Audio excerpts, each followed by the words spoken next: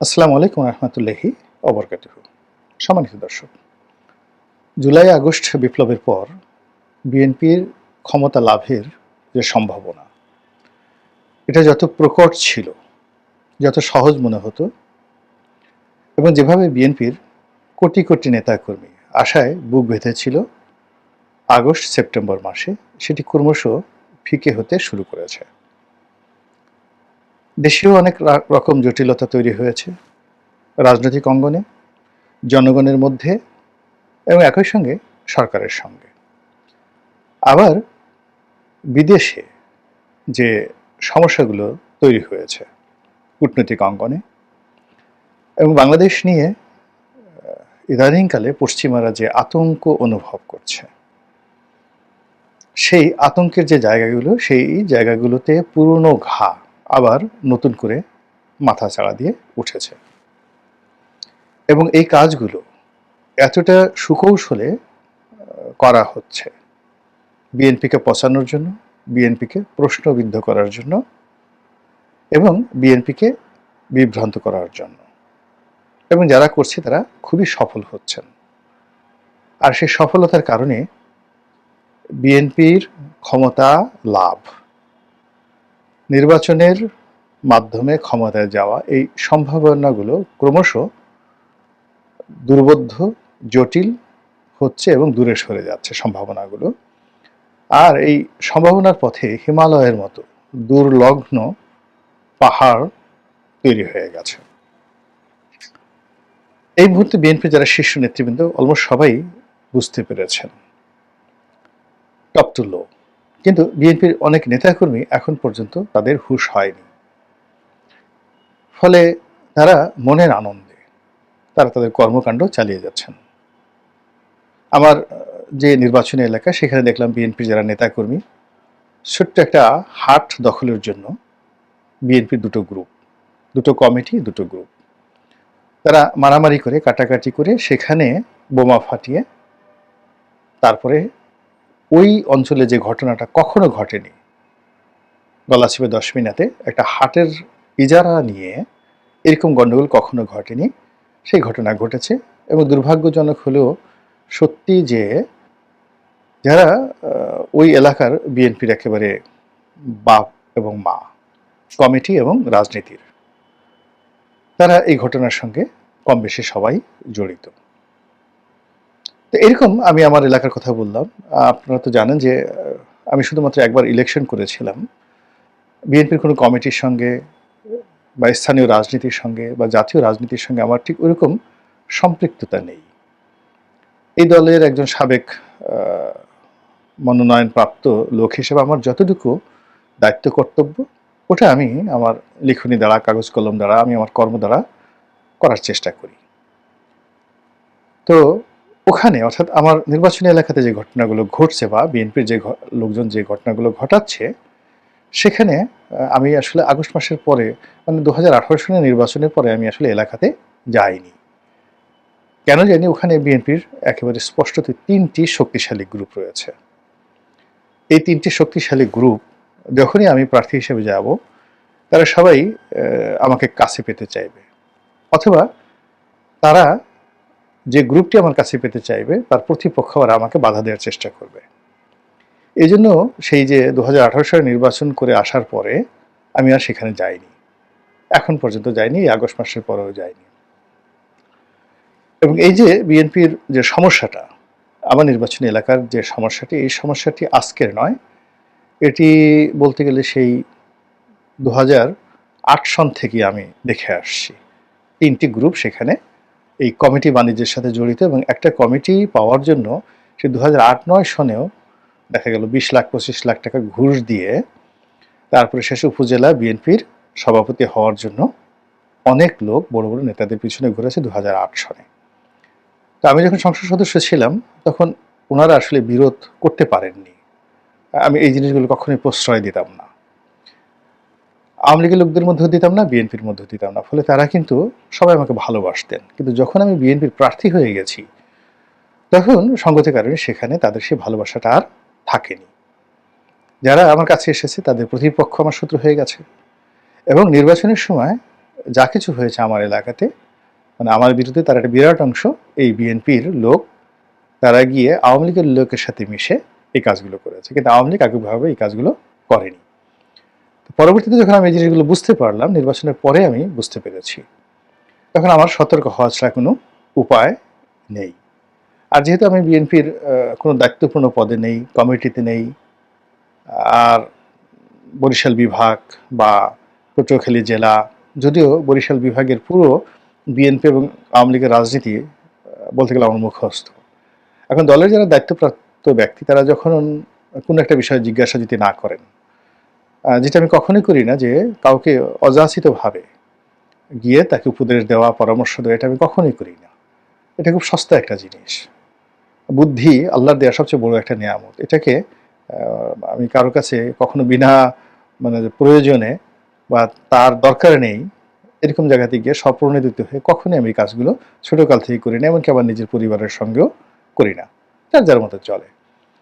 বিএনপির অনেক বড় বড় নেতা বিভিন্ন বিষয়ে পরামর্শ চেয়েছেন, এখনো চান, হয়তো তাদের আন্তর্জাতিক বিষয় নিয়ে, জাতীয় বিষয় নিয়ে, প্রতিপক্ষের বিষয় নিয়ে। কিন্তু আমার যে এলাকাতে কি সমস্যা, পটুয়াখালী জেলাতে কি সমস্যা, বরিশাল বিভাগে কি সমস্যা, একথা বিএনপির কোনো মানুষ আমাকে কখনো জিজ্ঞাসা করেননি। ফলে কি হলো, বিএনপির এই যে অভ্যন্তরীণ যে দ্বন্দ্ব সংঘাত, আমাদের বিভাগ শুধু নয়, আমি এইভাবে বললাম আমার কথা, যে এরকম আমার মতো অনেক লোক আছেন যারা সমস্যার সমাধান করতে পারেন, সমাধান সম্পর্কে জানেন, সাহায্য করতে পারেন, কিন্তু দল তাদের কাছ থেকে পরামর্শ গ্রহণ করেনি। ফলে ওই জায়গাগুলো এক একটা জ্বলন্ত চিতার মতো বা ফুটন্ত আগ্নেয়গিরি লাভার মতো টকবক করে ফুটছে। তো ওই নেতাকর্মীরা এখন যে ফুটছে এবং উল্লাস করছে, যেটি আওয়ামী লীগ জমানাতে শূন্য ছিল, তারা পালানোর জন্য সবসময় ব্যস্ত ছিল। এখন তারা 3 হাতে, 4 হাতে, 5 হাতে মশাল নিয়ে তারা ঘুরছে। তো এই যে বিএনপির জন্য যে জটিলতাগুলো তৈরি হয়ে গেছে, এটা বিএনপির কেন্দ্রীয় নেতারা বুঝতে পারছেন, কিন্তু তৃণমূলের যারা নেতাকর্মী তারা বুঝতে পারছেন না। তারা মনে করছেন সেনাবাহিনী দাঁড়িয়ে আছে বা দাঁড়িয়ে থাকে, কিন্তু সেনাবাহিনী দাঁড়িয়ে দাঁড়িয়ে যে তাদের তালিকা করছে এবং যখন অপারেশন আনবে 10 মিনিট সময় তারা পাবে না, পালানোর সময় তারা পাবে না, এই জিনিসটি তাদের মাথার মধ্যে বিএনপির শীর্ষ নেতৃবৃন্দ অনেকেই বলেছেন, তারেক রহমান সাহেবও বলেছেন, কিন্তু তাদের মাথার মধ্যে এটা ঢোকানো যাচ্ছে না। পুলিশ যে ওসি পুলিশ এখন আওয়ামী লীগের লোকদেরকে কিভাবে প্রাধান্য দিচ্ছে দেখেন।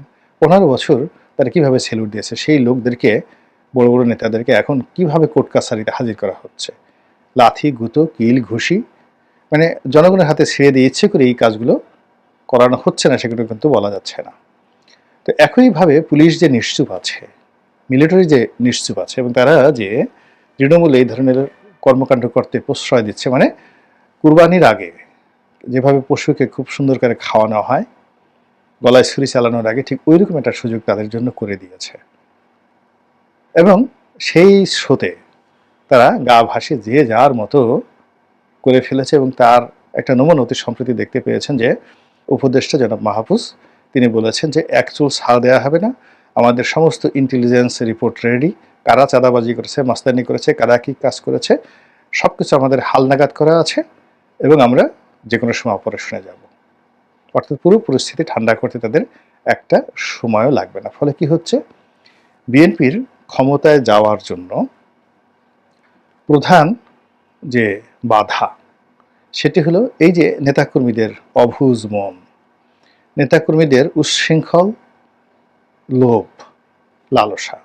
উচ্ছৃঙ্খল বললাম এই কারণে যে কোনো মানুষই লোভ লালসার ঊর্ধ্বে নয়, প্রয়োজন এর জন্য সবাই সব কাজ করে, কিন্তু শৃঙ্খলতার মধ্যে থেকে, নিয়ন্ত্রণের মধ্যে থেকে এই কাজটি করলে খুব বেশি সমালোচনা হয় না। কিন্তু এটি যখন বিশৃঙ্খল অরাজকতার মধ্যে এই ঘটনা ঘটে, নিজেরা নিজেরা বোমাবাজি করে, নিজেরা নিজেরা মারামারি করে, সেটা ঝুট নিয়ে হোক, বাজার ডাক নিয়ে হোক, বা অন্য যে কোনো কর্মকাণ্ড নিয়ে হোক, এটি তখন দুর্গন্ধ ছড়াতে থাকে। সেই কাজটি এখন বিএনপির জন্য সবচেয়ে বড় বাধা নির্বাচনের পথে। এর কারণ হলো, নির্বাচন সম্পর্কে মানুষের যে আগ্রহ ছিল বা থাকে, এখন তারা বলছে যে নির্বাচন হলে তো এরাই আসবে, এরা তো এখন যে কাজ করছে এর 10 গুণ কাজ করবে, এদেরকে নিয়ে লাভটা কি?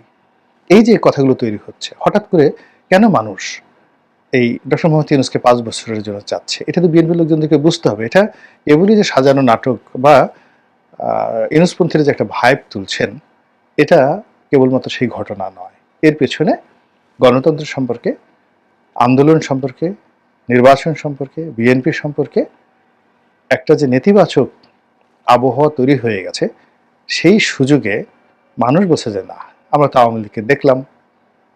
আবার বিএনপি কি করবে না করবে, আমরা মনে করেছিলাম যে বিএনপি সে 2006 থেকে আজ অবধি এত কষ্ট করেছে, তাদের হয়তো হুঁশ ফিরেছে, তারা হয়তো এই কাজ করবে না। ও মা, ওরা 15 বছরে যা কিছু করেছে, এরা তো সেই 3-4 মাসের মধ্যে তার পুরোটাই কুল্লো খালাস করে দিয়েছে।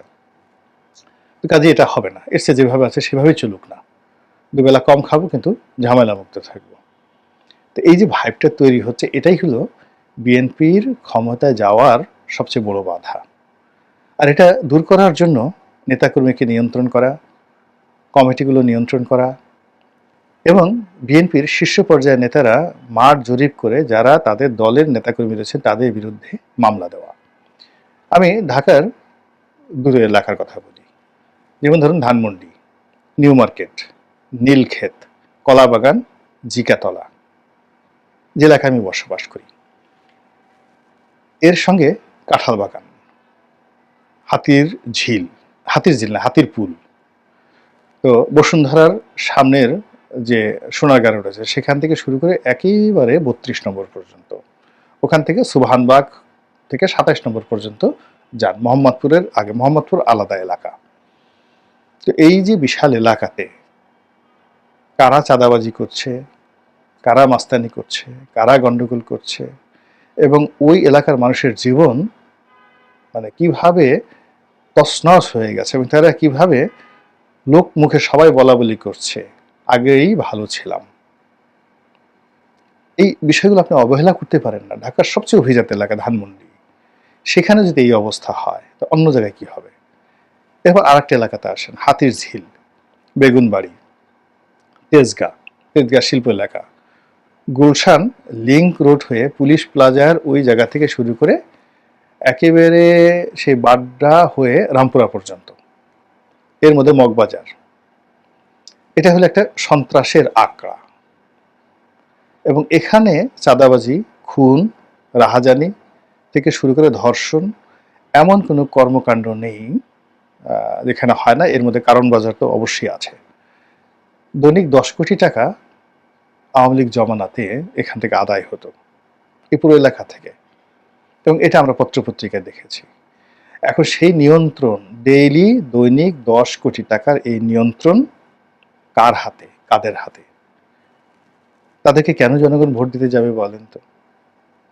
ওই লোকগুলোকে যদি আবার মনোনয়ন দেওয়া হয়, ওই লোকগুলো যদি ভোট চাইতে যায়, ওই লোকগুলো যদি বাংলাদেশ জিন্দাবাদ বলে, শহীদ জিয়ার আদর্শের কথা বলে, আপনার কি মনে হয় খুব সহজে এই নির্বাচনে যেভাবে বিএনপি আশা করছে আর এমনি লোকজন দলে দলে এসে ছিল পিটিয়ে দেবে? এই বিষয়গুলোর সুরাহা করতে হবে আগে। আর এগুলো যদি বিএনপি সুরাহা করতে না পারে, এই বাধাগুলোই নির্বাচনের পথকে পিচ্ছিল করবে, নির্বাচনের পথে এবং ক্ষমতা আসার পথে বাধা, পাহাড় সমান বাধা তৈরি করবে। এই গেল এক। 2 নম্বর হলো যে দলের সুপ্রিম নেতা হিসেবে প্রধানমন্ত্রী হবেন তারেক রহমান সাহেব, প্রেসিডেন্ট হবেন যাকে বলা হয় বেগম খালেদা জিয়া। এইরকম একটা ভাইব প্রথম থেকে তোলা হচ্ছিল। তো জনাব রিজভী সাহেব বলেছেন যে এটা হয়তো কারো ব্যক্তিগত মতামত হতে পারে বা আবেগের বশবর্তী কেউ এই কথা বলতে পারে, কিন্তু এই ব্যাপারে আমাদের দল এখনো কোনো সিদ্ধান্ত নেয়নি। এই কথা তিনি কেন বললেন? এই গেল এক। আর বিএনপিতে তারেক রহমান সাহেবের বাইরে বিকল্প কেউ প্রধানমন্ত্রী হবেন, এটা বিএনপি নেতাকর্মীরা কল্পনাই করতে পারে না। ভারতে যেমন দেখা গেল সোনিয়া গান্ধীর পরিবর্তে মনমোহন সিং প্রধানমন্ত্রী হয়েছেন, সবাই মেনে নিয়েছে। এখানে ডক্টর মঈন খান, যদি মনমোহন সিং এর কথা চিন্তা করেন, মঈন খান প্রধানমন্ত্রী হতে পারেন। তারপরে আপনি যদি অন্য লোকের কথা চিন্তা করেন যে এর বাইরে মির্জা ফখরুল সাহেব হতে পারেন, কিন্তু সেই জায়গাগুলোতে যে বিরোধ, সেই জায়গাগুলোতে যে সম্ভাবনা, ভোটের মাঠকে শক্তিশালী, বা সালাউদ্দিন সাহেব প্রধানমন্ত্রী হতে পারেন এখন যিনি আছেন, নিঃসন্দেহে তিনি অত্যন্ত যোগ্যতা সম্পন্ন, শারীরিকভাবে সক্ষম, চমৎকারভাবে কথা বলেন এবং খুব ভালো পড়াশোনা করেন। আমি তো তার কয়েকটি বক্তব্য দেখলাম। ভারতে যাওয়ার আগে তার যে বক্তব্যগুলো তিনি দিতেন প্রেসের মাধ্যমে, সেই সময়টিতে তিনি সমালোচনা হতো যে তিনি উত্তরাতে যেখানে থেকে এই বক্তব্যগুলো দিতেন, সেই তুলনায় ইদানিংকালে তিনি যে বক্তব্যগুলো দিচ্ছেন এটি হাজার হাজার গুণ শ্রেষ্ঠতর, অনেক পরিকল্পিত, এবং এটার জন্য একটা বক্তব্য দেওয়ার জন্য তিনি যথেষ্ট চিন্তা করেন, ধীর স্থিরভাবে দেন এবং পড়াশোনা করে তিনি এই কাজগুলো করেন। এবং বাস্তবিক অর্থে তার এই যে প্রেস ব্রিফিংগুলো আমি দেখছি, বিশেষ করে সম্প্রতি তিনি ডক্টর মোহাম্মদ ইউনূসের সঙ্গে দেখা করেছেন, তারপরে ঐক্যমত্য কমিশনের সঙ্গে বৈঠক করার পর তিনি তিনবার প্রেসের সামনে এসেছেন। তার এই বক্তব্যগুলো আমার কাছে মনে হয়েছে যে নিকট অতীতে আওয়ামী লীগ বিএনপির কেউ দিতে পারেননি, কেউ দিতে পারেন। ধরুন তাকেই আপনি প্রধানমন্ত্রী বানিয়ে দিলেন, কিন্তু এটা আপনাকে আগে ঘোষণা দিতে হবে। তো আগে ঘোষণা দিলে সেই জিনিসটির এক ধরনের প্রতিক্রিয়া হবে এবং এটা বিএনপির জন্য ইতিবাচক হবে। আদারওয়াইজ বিএনপি 100% ধরে নেবে জনাব তারেক রহমান সাহেবই আগামী দিনের প্রধানমন্ত্রী।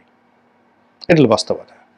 এখন আগামী দিনের প্রধানমন্ত্রী হিসেবে জনাব তারেক রহমান সাহেবের যে একটা পোর্ট্রেট, সেই পোর্ট্রেটটা তো দেশ বিদেশে তৈরি করতে হবে। তাকে দেখে যেন মনে হয় তিনি দেশের নায়ক। তাকে দেখে মনে হতে হবে যে তিনি প্রিন্স অফ বাংলাদেশ বা king of Bangladesh, prime minister of Bangladesh. তার কথাবার্তা, তার বন্ধুবান্ধব, তার আচরণ, তার ইন্টারন্যাশনাল কানেক্টিভিটি সবই ওই পর্যায়ের হতে হবে। যেমন ধরুন ইমরান খান কিংবা ধরুন বেনজির ভুট্টো, আপনি তাদের পোর্ট্রেটগুলো আঁকার চেষ্টা করুন। কিন্তু দেখুন রাহুল গান্ধী এখনো পর্যন্ত তাকে কিন্তু দেখে প্রধানমন্ত্রী মনে হচ্ছে না, এখনো পর্যন্ত মনে হচ্ছে না, ফলে কংগ্রেস কিন্তু আগাতে পারছে না। এখন তারেক রহমান সাহেবের ব্যাপারে বিএনপিকে সিদ্ধান্ত নিতে হবে আসলে বিএনপির প্রধানমন্ত্রী প্রার্থী জনাব তারেক রহমান সাহেব কিনা, এবং তাকে যদি প্রধানমন্ত্রী করা হয় তাহলে এখন তিনি যে কর্মকাণ্ডগুলো করছেন তার 99.99% কর্মকাণ্ড তাকে বাদ দিতে হবে। তিনি হর রোজ ভিডিওতে কথা বলছেন দলীয় নেতাকর্মীর সঙ্গে, তিনি তৃণমূলের একেবারে ওয়ার্ড পর্যায়ে, ইউনিয়ন পর্যায়ের সাথে কথাবার্তা বলছেন। এটি সংগঠন চালানোর জন্য ওকে আছে, ঠিক আছে, বা এটা চমক হতে পারে, ম্যাজিক হতে পারে, কিন্তু এটি মূলত বিএনপির চেয়ারপারসন বা ভারপ্রাপ্ত চেয়ারপারসনের কাজ নয়। বিশাল একটা দল, তিনি কেন ইউনিয়নের নেতাদের সঙ্গে কথা বলবেন? তিনি বড় জোর বিভাগীয় নেতাদের সঙ্গে কথা বলতে পারেন, সাংগঠনিক সম্পাদক পর্যায়ে লোকের সাথে কথা বলতে পারেন। তো তিনি যখন এরকম তৃণমূলে চলে যাচ্ছেন তখন লোকজন তাকে খুব সস্তা মনে করছে, অ্যাভেলেবল মনে করছে, আর তার যে প্রধানমন্ত্রী হিসেবে যে ভাবমূর্তি, ওই ভাবমূর্তিটাকে ছোট করে দিচ্ছে। এই জন্য দলীয় যে কর্মকাণ্ড তাকে প্রধানমন্ত্রী হিসেবে প্রতিষ্ঠিত করতে হলে সবার আগে তার পোর্ট্রেট তৈরি করতে হবে, ইয়াস হিজ প্রাইম মিনিস্টার। তার এই কর্মকাণ্ডগুলো তিনি যেগুলো করছেন অ্যাভেলেবল, সেগুলো দরকার নেই। তিনি শুধু সিদ্ধান্ত দিবেন, পলিসি দেবেন, এবং যারা পলিসি মেকার তিনি কেবল তাদের সাথে বৈঠক করবেন। এমনকি কার্যনির্বাহী বৈঠকেও তার উপস্থিতিটা আমার কাছে প্রধানমন্ত্রী হিসেবে এই মুহূর্তে উল্লেখযোগ্য মনে হচ্ছে না। তার বৈঠক সর্বোচ্চ প্রেসিডিয়াম মেম্বার যারা রয়েছেন, সর্বোচ্চ নীতি নির্ধারণী ফোরাম যেটিকে বলা হয়, তো তাদের সঙ্গে তার বৈঠক হতে পারে, বড়জোর যারা সাংগঠনিক সম্পাদক রয়েছেন তাদের সঙ্গে বৈঠক হতে পারে, আর মাঝে মধ্যে পাবলিক অ্যাড্রেস হতে পারে। এর বাইরে এভরিডে 4-5টা মিটিং করা, বৈঠক করা, কথাবার্তা বলা, এটাকে প্রধানমন্ত্রীর পোর্ট্রেট থেকে তাকে নামিয়ে আনা হচ্ছে। This is one. Second thing হলো যে আমেরিকার সঙ্গে তার যে সম্পর্কটা, এটা আমি শুধু বললাম, ইঙ্গিত দিলাম, এটা স্বাভাবিক নেই, এটা রিভার্স অবস্থায় আছে, এটাকে ঠিক করতে হবে। 3 নম্বর হলো যে জামাতের সাথে তার সম্পর্কটা একেবারে অ্যাসার্টেন করতে হবে। জামাতের মধ্য থেকে যে বিএনপির দূরত্ব তৈরি হয়েছিল, এই দূরত্বের কারণে ভারত এবং আমেরিকা এগিয়ে এসেছিল। তারা সম্পর্ক করেনি, কিন্তু তারা অপেক্ষা করছিল যে ঠিক আছে তারা যদি ক্ষমতা আসে আমরা মেনে নেব। কিন্তু যেই মুহূর্তে জামাতের আমিরের সঙ্গে তাদের একটা লন্ডনে বৈঠক হলো, ওই মুহূর্তের মধ্যে পশ্চিমাদের যে সেই যে অতীতকালের আনসারুল্লাহ বাংলা টিম, বাংলা ভাই, তারপরে শেষে রমনার বটমূলে সেই উদিসির অনুষ্ঠানে হামলা, সারা দেশে একসঙ্গে বিচারালয়গুলোতে বোমা হামলা, জামাত বিএনপির সরকারের সেই সময়টাতে জঙ্গিবাদ, এই টোটাল জিনিসগুলো আবার সামনে চলে আসছে। সামনে চলে আসার পরে পশ্চিমারা আমরা তাদেরকে যত মনে করি এত বুঝে, আসলে তারা আমাদের চেয়ে তো বেশি গুজবে বিশ্বাস করে, তারা কান কথা বেশি শুনে, যাদের দেখে মনে হয় যে তারা সব কিছু ম্যাটিকুলাসলি করে। Not like that. আপনি চিন্তা করেন যে তারা মনে করে যে, এখনো তারা মনে করে পশ্চিমারা যে দালাই লামাকে দিয়ে তারা চীনে পৃথিবীতে একটি রাষ্ট্র গঠন করতে পারে। বোকার স্বর্গে, মানে তারা এখনো হরমুজ প্রণালীর নিয়ে, তারপরে শেষে তাইওয়ান নিয়ে তাদের যে সিদ্ধান্ত, এটি বাস্তবসম্মত নয়। তারা এখনো সূচিকে ক্ষমতায় বসানোর জন্য নোবেল পুরস্কার দিয়েছে। সূচিকে, দালাই লামাকে নোবেল পুরস্কার দিয়েছে, তো সূচিকে নোবেল পুরস্কার দিয়েছে, তাকে এখন জেলখানায় আটকা রাখা হয়েছে, সুচির জীবনটা শেষ। তাকে ক্ষমতায় বসানোর জন্য দরকার হলে মায়ানমারকে টুকরা টুকরা করে দেবে, যুদ্ধ লাগিয়ে দেবে। এখন যে যুদ্ধ চলছে এটাকে আরো জটিল করবে। এটা মায়ানমারের এই অঞ্চলের রাজনীতিতে বাস্তবসম্মত নয়। তারা পাকিস্তানে ইউসুফ মালালা ইউসুফজাই, তাকে ভবিষ্যৎ বেনজির ভুট্টো বানানোর জন্য প্ল্যান করে বসে আছে। তারা ডক্টর মোহাম্মদ ইউনূসকে দিয়ে বাংলাদেশকে আগামী 20 বছর তারা একটা মাস্টার প্ল্যান করতে যাচ্ছে। ফলে পশ্চিমাদের আপনি সব জিনিসগুলো বাস্তবসম্মত না, এই জায়গাগুলো বিএনপিকে বুঝতে হবে, এবং সেখানে কিভাবে কি করতে হবে না করতে হবে সেটা বিএনপির লোকজন তাদেরকে সিদ্ধান্ত নিতে হবে। It's not easy. এই বিষয়গুলো যদি বিএনপি শুনেন, অনুধাবন করেন, গ্রহণ করেন, হয়তো তাদের কোনো উপকার হলেও হতে পারে। আল্লাহ আমাদের সবাইকে হেদায়েত দান করুন এবং হেফাজত করুন। আসসালামু আলাইকুম ওয়া রাহমাতুল্লাহি ওয়া বারাকাতুহু।